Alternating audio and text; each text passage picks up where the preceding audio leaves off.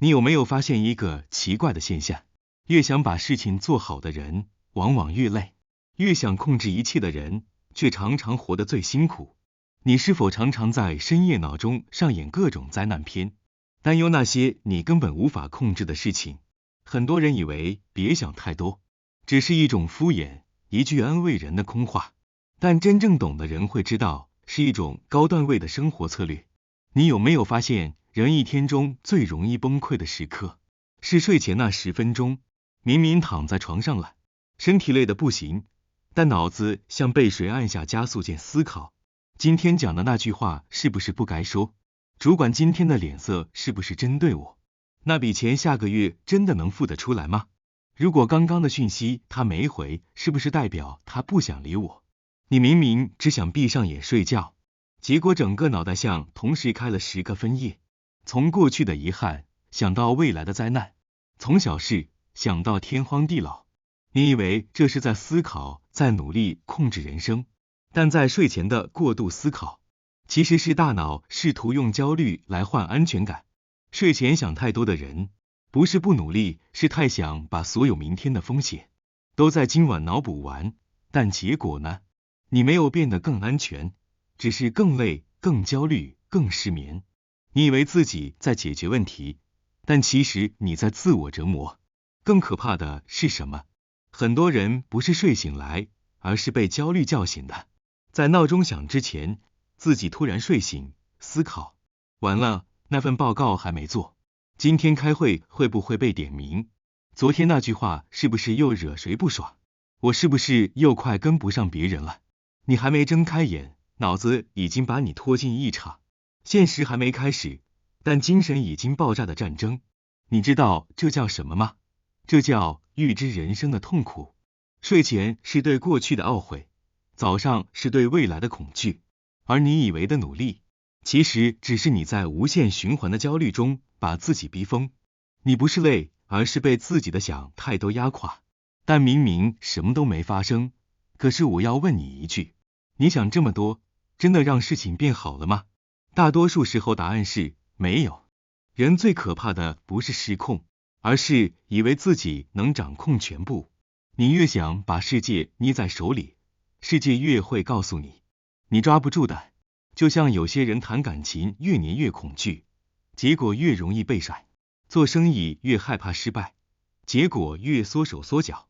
想赚钱想得太用力，遇到的全是坑，因为你不是在行动，而是在对抗现实。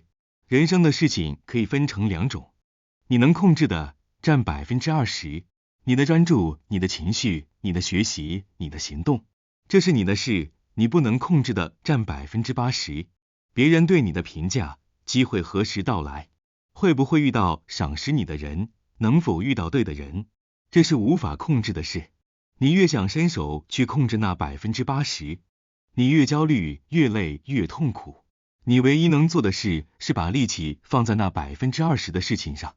你每天都在求心想事成，愿事与愿违，却忘了把自己那20%的事做到位。村里有一位老木匠，年纪大了，但做事总是慢条斯理，不急不躁。有一天，村民阿福跑来跟他抱怨，师傅，我最近做什么都不顺，我想的很多，可是越想越出错。老木匠笑了笑，把他带到后院，那里有一棵高大的树，叶子鲜绿，枝干结实。木匠问他，你觉得这棵树为什么长得这么好？阿福回答，它吸收阳光、空气、水分。木匠摇摇头，不对，它长得好是因为它不急。木匠指着旁边一棵被拔起来的小树苗说，你知道这棵苗为什么死了吗？因为有人每天来看它有没有长高，忍不住把它拔起来一点再放回去。他以为是在帮他，其实是在害他。阿福愣住，老木匠拍拍他的肩说，人也一样，每天把心里的种子刨出来检查一次，你永远长不大。你看，世界上有很多事，你不催，它自然会成熟，但你一催，它就烂了。你越想成功，你越容易失误。同样，能量层次也有一个规律，你越在乎什么，就越容易失去什么。因为你散发的气场是，我怕不够，我怕失去，我怕被拒绝，而宇宙会回应你。好，那我再给你更多害怕的理由。你是不是有过类似的经验？越想追一个人，越容易把对方吓跑；越想证明自己，越容易不被肯定；越怕没钱，越守不住钱。你害怕失去，是因为你把得到的东西当成理所当然，但事实上，你出生时两手空空，你走的时候也什么都带不走。这中间的一切，名利只是过程的，机会只是过程的，人际关系也只是过程的。既然体验人生的过程，你那么紧张什么？没有谁能永远握住什么，但放手，你反而轻松。把注意力从世界收回到自己身上，问自己，我现在能做什么？能做就去做，哪怕只是一点点，不能做就停止折磨自己。你焦虑是因为你一直盯着你改变不了的东西。从今天开始，把注意力从未来抽回到现在。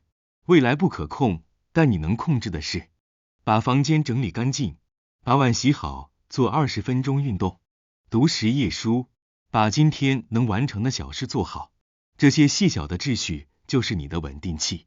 你以为是整理房间，但其实你是在整理你的混乱内心。回头看看你的人生，那些年以为走不过去的低谷，过了几年是不是反而成了转折点？